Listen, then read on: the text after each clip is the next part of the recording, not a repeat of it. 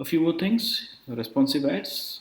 I had told you responsive ads can contain around 15 headlines, okay, and around 4 descriptions. So you have headline 1, headline 2 till headline 15, and you have description 1, description 2 till description 4. Then you'll have your landing page URL.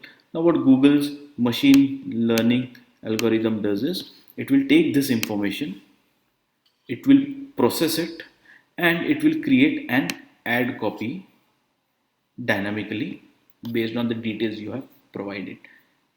Okay, and the new ad copy will consist of, it can consist of any of the headlines from the 15 headlines and any of the description from the 4 descriptions you have mentioned.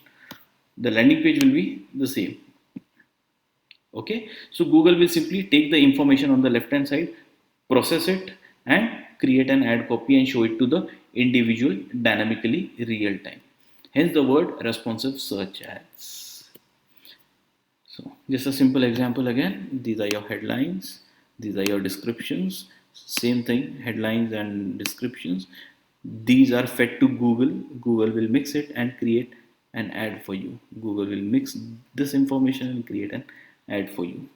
So you can add up to 15 different headlines, up to 4 different descriptions, and the permutations of all these will lead to around 43,680 combinations. So that's a very huge number, right?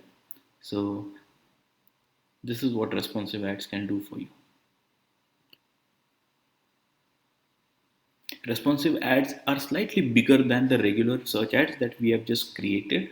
Okay, so Google says that because they appear to be bigger, they attract 5 to 15% higher CTR, more clicks.